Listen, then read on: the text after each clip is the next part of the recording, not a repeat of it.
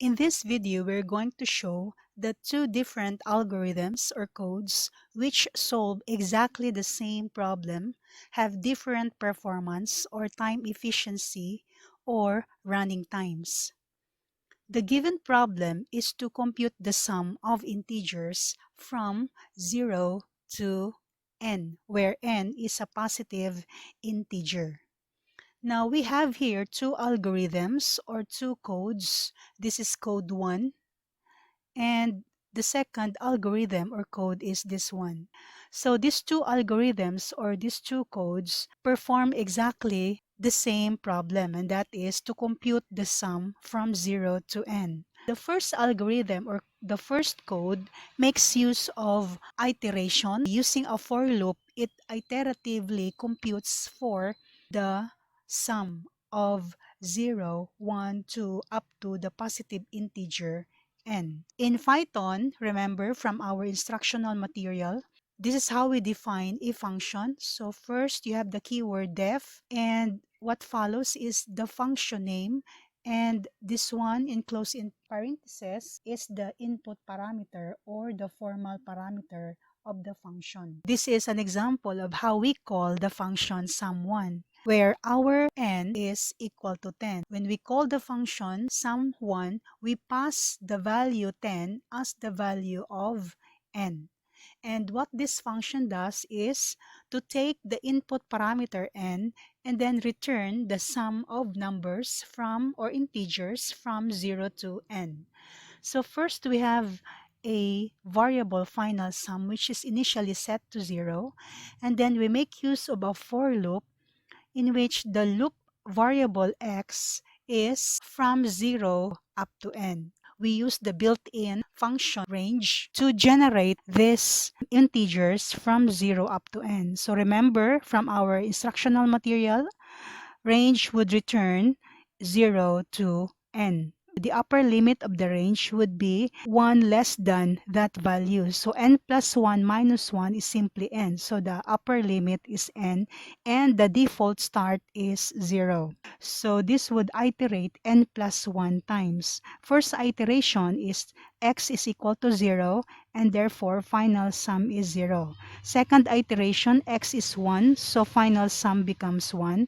Next iteration, x is equal to 2, so the final sum is 1 plus 2, and that becomes 3, and so on, until the value of final sum would be the sum of 0, 1, 2, 3, up to the value of n. And then it returns that final value of sum. So make sure you run first the definition before you run the function call. So we call sum1 and we set value 10 for n, and this would return 55. Okay, so this is the value of 0 plus 1 plus 2 plus 3 up to plus 10. So the second code, which returned the same value 55 when we input 10 for n, but notice that the algorithm makes use of another method. From mathematics, we learned that the sum of integers from 0 to n is equal to this value on the right side, which is n times the quantity n plus 1, and all of that divided by 2. Later, we are going to prove that indeed this is true, although this is already established in mathematics. So what the first algorithm or the first code does is this one. Iteratively compute for the sum using a for loop. The second algorithm or the second code makes use of this expression because in mathematics these two are proven to be equal. Let's go back to our Jupyter notebook. This is the second algorithm or the second code, n times n plus 1, and the whole quantity divided by 2. So we enclose it with parentheses to make sure that this is performed first, the n times the quantity n plus 1, before we divide it by 2. We run this. Make sure you run the function definition first before you run the function call. And this time, we're going to call sum2 and input the same value 10 for n, just like here. Okay, this is our first algorithm, second algorithm. When we run it, take note that it gives you the same value. When we try to change this time our n is 50. Run it. So this is the value. This is the sum of 0 up to 50. And then let's say we make this 50 also for the second algorithm or the second code. Let's run it. So the same value is given. This one is the same as that value. Okay. So obviously, these two algorithms solves the same problem. It returns the same value for any input parameter n, but take note that the method by which they solve for the sum is different. The first algorithm is making use of a for loop and thus iteratively compute for the sum, while the second algorithm makes use of an equivalent expression, which is proven in mathematics to be equivalent to this process. The question now is, do they have these two algorithms, these two codes, do they have the same performance? They compute for the same thing, they solve the same problem, they output the same value, but do they have the same performance? Do they have the same time efficiency, or do they have the same running time? How can we objectively compare these two algorithms or any algorithms? We could compare the amount of space they take in memory by checking how many variables are declared, right? Or we could also compare how much time it takes each function to run. We can use the built-in %timeIt magic function in Jupyter to compare the time of the functions. The %timeIt magic in Jupyter notebooks will repeat the loop iteration a certain number of times and take the best result. Now let's go ahead and compare the time it took to run these two functions. We compute for the approximate running time of computing the sum of 0 to 10. Let's run this. Okay, it's still processing as indicated by the asterisk here. And what is the result? It took 814 nanosecond and 46.3 nanosecond per loop. Let's try to run this one.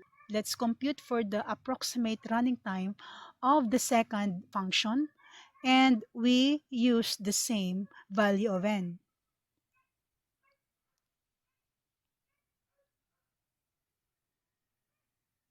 It's still processing as indicated by the asterisk.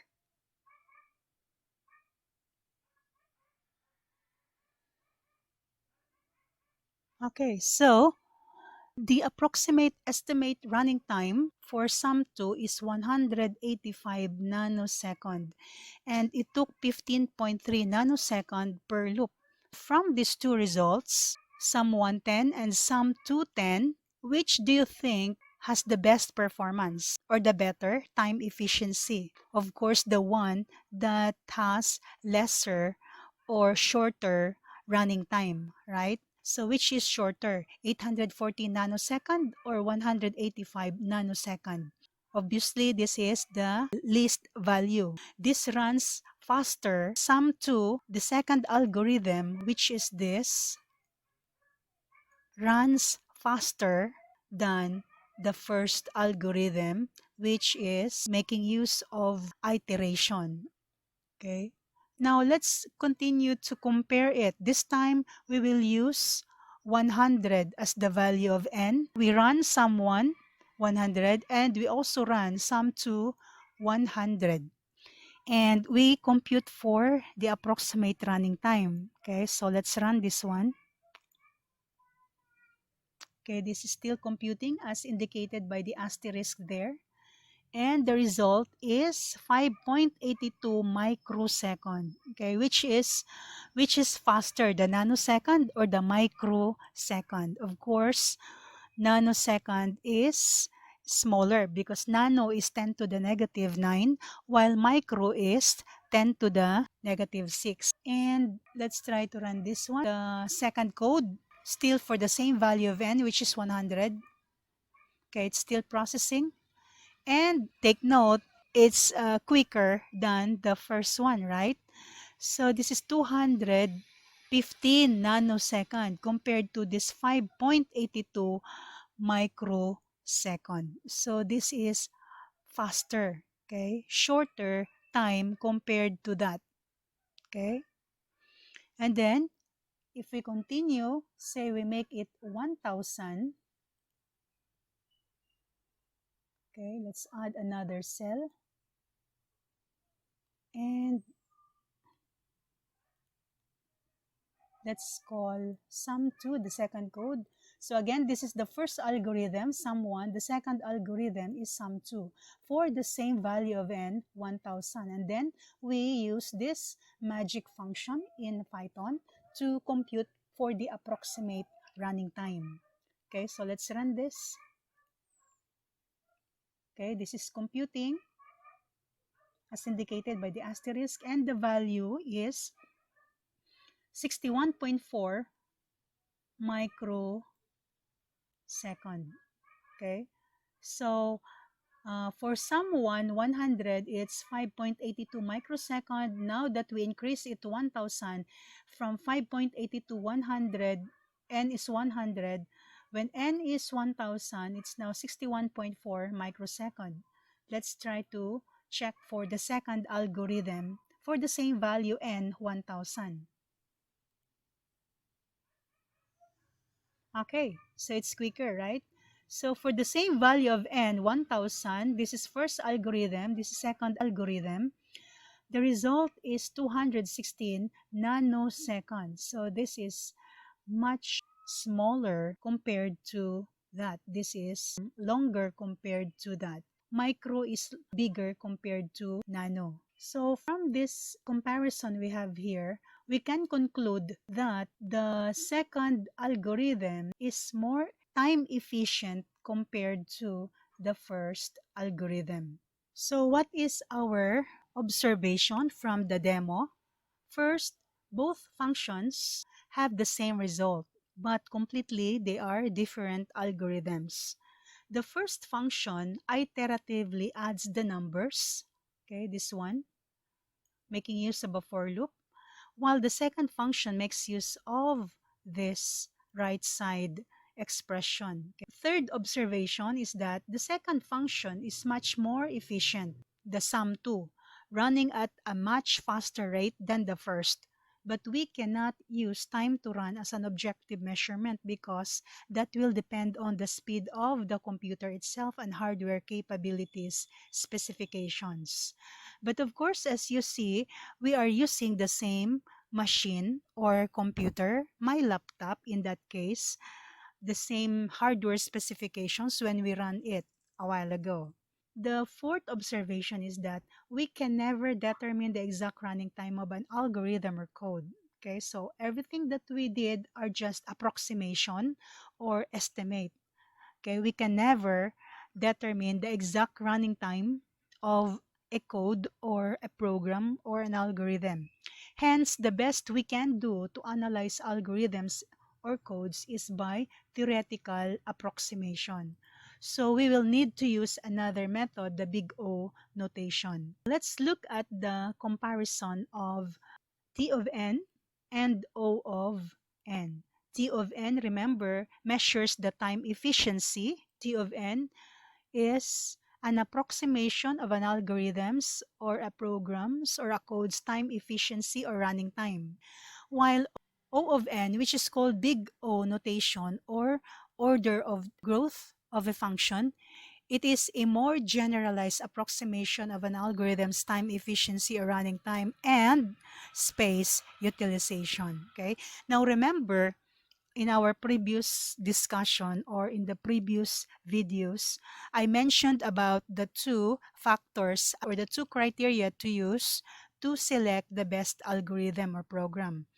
And these two factors are, first, it saves memory or space utilization, and the second is it saves running time. These are the two factors to consider: time efficiency and space utilization. Space utilization refers to how much RAM or memory space is allocated for that algorithm, while time efficiency is the amount of time it takes to run that algorithm. T of n is an approximation of time efficiency only or running time, while O of n is a more generalized approximation of the algorithm's performance because it considers not just the time efficiency but also the space utilizations. And O of n is also a notation used in the analysis of algorithms, used to classify algorithms by how they respond to changes in the input size, change in the runtime and space utilization of the algorithm as input size change. It provides approximation estimate of the two factors to analyze algorithms. The first factor is the running time or time efficiency, and the second is space or memory utilization, which is called space efficiency. The big O notation describes how quickly runtime will grow relative to the input as input gets very large. Now we have here a question. Why is input size the one considered as the factor that affects runtime in T of n or O of n? Remember, there are five factors affecting the running time of an algorithm, right? And the number one factor is input size, and there are still many others. What is the answer to that? Input size is the most variable or unpredictable factor among all factors. Okay? So input size changes drastically compared to other factors. It can easily and quickly change, like what we did a while ago. From n, we use 10, then we use 100, and then we use 1000. So the input size can easily change or can quickly change depending on the user's input value, right? While the hardware does not always change because you might be using the same computer when running several programs and you are using the same compiler and you are using the same programming language. So all other factors are not drastically changed while it is the input size that is drastically changed or easily or quickly changed. That is why it is the factor that is considered as number one factor that affects the running time of an algorithm. Take note of the following. First, remember that we are trying to estimate or approximate an algorithm's running time, not calculating the exact running time. Since exact running time can vary depending on the computer hardware and other factors mentioned already in our previous video. We are making a theoretical estimation of the time efficiency and space utilization. We are not making exact calculation. Second, since we want to compare for a variety of input sizes, we are only concerned with runtime growing relative to the input. This is why we use input size n for notation. Third, as n gets arbitrarily large, we only worry about terms that will grow the fastest as n gets large. To this point, Big O analysis is also known as asymptotic analysis. In analytic geometry, an asymptote of a curve is a value or a line such that the distance between the curve and the line approaches to zero but never gets equal to zero. Recall in analytic geometry, say for example, we have this graph of a curve. Say this is our x-axis and this is our y-axis. And we have this curve whereas y gets bigger, approaches positive infinity, or y increased, the value of x tends to approach, say for example, this is x equals to 2. X approaches positive 2, but never gets equal to 2. The curve gets closer to this line, but never touching this line x equals 2. Or as y increase, the value of x tends to get closer to 2 but never gets equal to 2 or cross over the line x equals to 2 or becomes bigger than 2. Another example also is, say this curve, say this is our x and this is our y. Then say we have here this curve. So the asymptote here is y equals 0.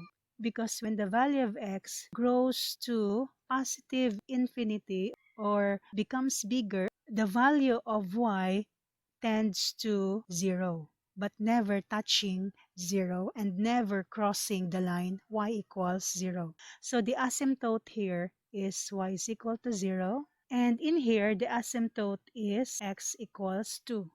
This time, let's recall how we prove this equation in mathematics. Say if we let t of n to be equal to 1 plus 2 plus 3 plus up to n minus 2 plus n minus 1 plus n. Say for example, we let t of n to be the sum of integers from 1 to n, where n is a positive integer. So if we're going to add to t of n, that would become what? Say we have t of n plus t of n. That is simply 1 plus 2 plus 3 plus dot dot dot plus n minus 2 plus n minus 1 plus n.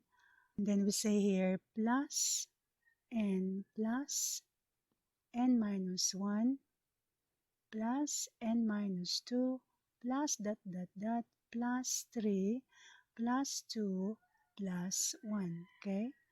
So the first t of n is this one, the sum of 1 to n, which is our assumption here on top.